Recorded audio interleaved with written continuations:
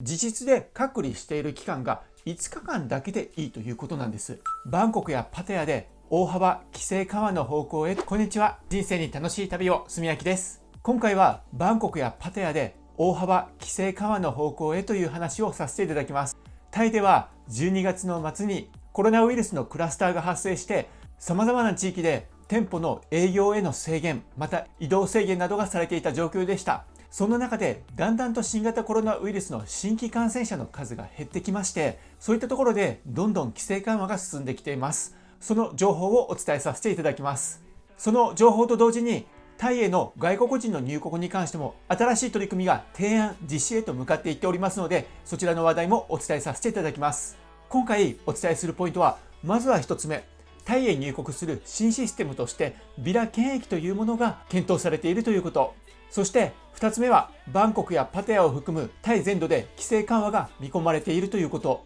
そして3つ目は、タイの現在のコロナの状況。そして4つ目は、おまけとしまして、私が世界一周をした時に感じた、ここはすごいなと思う世界の絶景3選ということで、第3位お伝えさせていただきます。今回も盛りだくさんでいろいろとお伝えしていきます。現在タイはこのコロナの状況にあって、ウィズコロナの中でも外国人が入国できるように、そのような新しい取り組みをどんどんと打ち出している状況です。このタイの状況が成功していけば、他のアジア各国もこのような制度を取り入れていくと思いますので、その先駆けとして様々なことをしているタイの状況を知ることは、今年2021年の海外渡航、海外旅行に関しても、いつ行けるのか、どのような形で行けるのか、そのようなことを知る上でも重要な情報だと思いますので、ぜひ最後までご覧ください。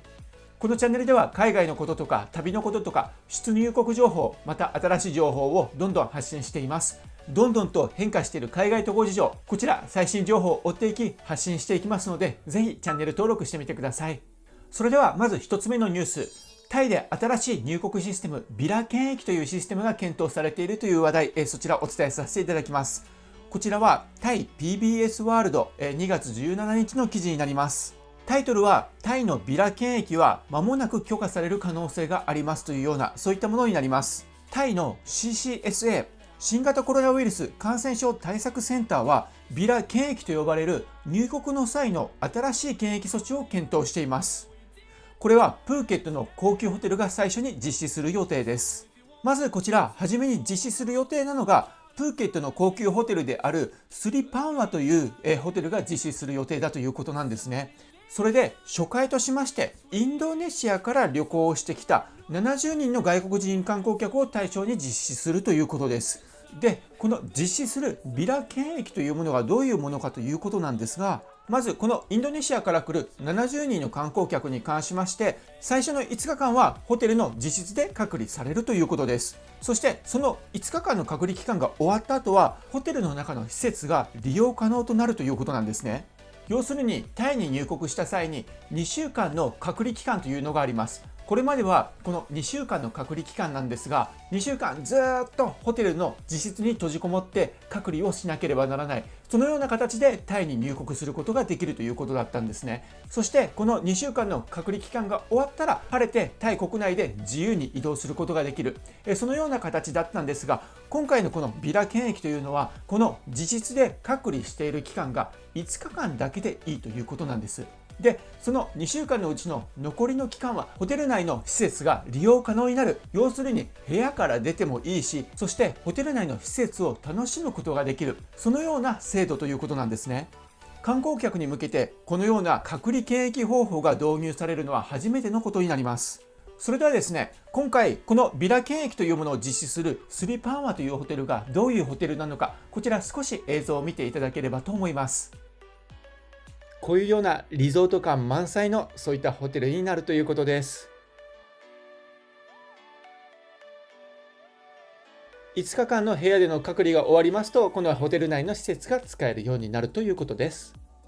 このようなホテルで自室に閉じこもるだけではなく、ホテル内の施設が利用できる。要するに5日間の隔離期間が終われば、ある程度リゾート気分が満喫できるようになる、そのようなタイへの入国方法が導入される予定だということです。ただ、このスリパンワのホテルなんですが、相当高いホテルになります。一番安いプランでも1人34万6000バーツになります。要するに2週間の滞在が34万6000バーツ、およそ100万円ぐらいするということなんですね。また2人で利用した場合でも41万3000バーツということで、2人で利用した場合の2週間の滞在の料金に関してが130万とかそれぐらいするというような、そういっためちゃくちゃ高いようなプランになってきます。なので今回のことに関しては金持ちの長期滞在者限定ということになるかとは思います。ただこれが導入されてスリパンワのホテルで問題がないということが立証されてくれば、他のホテルでもタイに入国する際のこのような隔離検疫方法ということをしてくると思いますし、だんだんとある程度安いホテルでもこのような隔離検疫方法、そういったものを導入していく可能性はあると思いますので、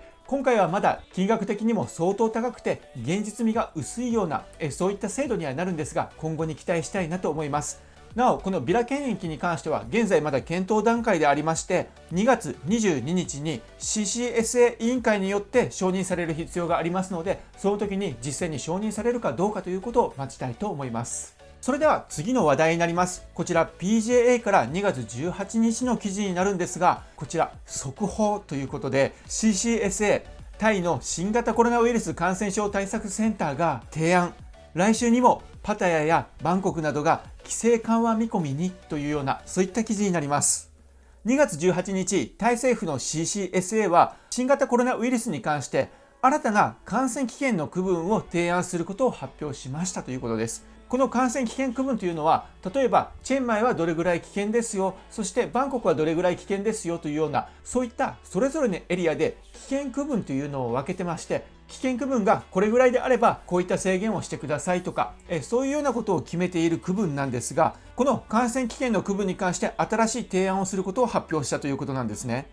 この提案ではパタヤやシラチャのあるチョンブリ県では今までオレンジという危険区分だったんですが、それがイエローへ変更することが提案されているということです。このオレンジの危険区分ではナイトスポットなども夜11時までの営業だったんですが、イエローの危険区分になることによって深夜12時までの営業などが許可されることが可能となります。またバンコクに関しましては現在までは区分的にレッドというような状態で、ナイトスポットも閉鎖命令が現在出ている状態だったんですが、これがオレンジに変更される、そういった提案となってきています。これが認められた場合、閉鎖していたナイトスポットがオープンされることになり、そして夜11時までの営業が許可されるということです。飲食店でもお酒類の店内での提供ですとか販売が夜11時まで許可される可能性が出てきております。これは木曜日2月18日に CCSA が提案することを発表したものでして、この後は来週月曜日内閣の閣議で検討されて、そこで承認されれば規制緩和が実現するということになります。多分ですが来週の月曜日までに大きな変化がなければこの提案は通るんじゃないかなと思います。この提案が通ってくるとタイ国内でもだいぶ規制が緩和されて、12月のコロナのクラスターが発生したその前の状況にある程度戻ってくるというような、そういった先が見えるニュースじゃないかと思います。それでは次、タイでの現在のコロナの新規感染者の状況を見ていきたいと思います。こちら2月18日バンコクポストからの記事になります。タイ政府は木曜日2月18日に150人の新規感染者が発見されたと発表をしました。そのうち142件がタイ国内で、8件が海外からの輸入で発見されたということです。またサムットサコンでは88件の新規感染者が発見されたということです。ということでサムットサコン以外で考えますと62件が発見されているということになると思います。だいぶタイでも新規感染者が減ってきておりますので、前回の動画でコロナの南アフリカ変異種がタイで発見されたというような話もさせていただいたんですが、このまま沈静化していってくれればいいなと思います。あとですね、世界でのコロナの新規感染者に関してちょっとこの数字はすごいんじゃないかというような数字が出てきてまして、これが確かなもの、確証のあるものになりましたら数日中にこちらのチャンネルで発表させていただければと思います。それでは今回のお話のおまけ、私は地球一周をしたことがあるんですが、その時に様々なところを見てきました。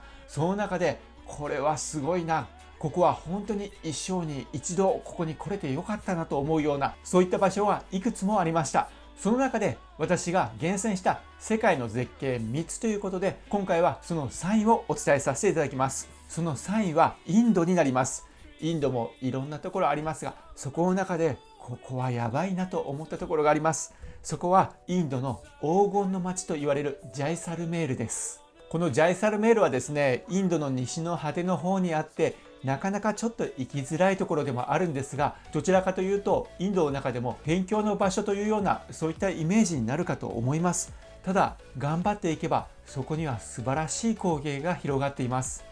このジャイサルメールはインドのラジャスタン州というところに存在する砂漠に浮かぶ蜃気楼のような町です。砂漠の民たちが生活している、そういったところになります。世界遺産にも登録されているこの町のシンボルである城塞をはじめ、砂や岩でできた歴史的建造物の数々が夕日に照らされて輝いて見えることから黄金の町、ゴールデンシティと呼ばれています。こちらのジャイサルメールの歴史を少しお伝えしますと、ラージプート族の統治者ラワル・ジャイサルによって1156年に岩山に築かれた城塞都市、これがジャイサルメールの始まりになります。現在は砂漠の中にある辺境の都市になりますが、かつてはインドと中央アジアを結ぶ交易の中継地点として栄えて、その頃は町に莫大な富がもたらされていました。その頃町の富裕層たちは競うようにしてハーベリーと呼ばれる豪華な邸宅を町中に建てました。現在もその映画の名残を見ることができ、エレガントなスタイルと緻密な装飾は圧巻です。もしこのジャイサルメールに行く機会がありましたら、おすすめする宿があります。宿はできれば街中の宿に泊まるのではなく、この城塞都市の中に宿がありますので、そちらにお泊まりください。要するに世界遺産の中に泊まることができるんです。1000年前くらいの人たちが生活していたその空間がそのまま残されているような、そういったところで現代の私たちが同じようなところに宿泊して、そして生活をすることができるんです。そしてそこは城塞になりますので、上から街を一望することができます。蜃気楼のような街、当時の富豪たちが建てた豪華な邸宅たち、それを見下ろしながら世界遺産の城塞に泊まる、これほど贅沢なことはありません。そして夜になると夕日にその城塞が照らし出されます。その夕日とともに城塞から眺める街の全貌、そしてその先には果てしなく続く砂漠の地平線、ところどころに歩いているラクダたち、まるでアラジンの世界に迷い込んだような、そんな不思議な感覚にとらわれる体験ができると思います。もしご興味がありましたらいつか行ってみてください。ちなみにこのジャイサルメールではラクダに乗った砂漠ツアーということにも参加することができます。1泊2日ですとか2泊3日でラクダに乗って砂漠を回ります。これもまたラクダに乗るということもなかなかない体験だと思いますので、ぜひ試すと良い思い出になると思います。いかがでしたでしょうか。今回はタイでの規制緩和ですとか新たな入国方法が模索されているというような、そういった情報をお伝えさせていただきました。このタイでの政策が成功することにより、他のアジア諸国も追随してきて同じような政策をしてくるような可能性もありますので、2021年の海外渡航海外旅行に向けてこれからもタイの状況を追っていこうと思います。現在世界でも新規感染者がだんだんと少なくなってきております。ウィズコロナの中で海外に行けるような、そういった時代にだんだんなってくるんじゃないかなというような、そういった希望も見えてきてますので、希望を持ってそういった状況になるのを待っていこうと思います。いつも動画を見ていただいて、いいねとかコメントをいただいてありがとうございます。このチャンネルでも今後また海外に行こうという方々を応援して、世界と日本がつながることに少しでも貢献できればと情報を発信していきますので、 YouTube これからも頑張って投稿していきますので、よければぜひチャンネル登録お願いします。今回も動画ご視聴ありがとうございました。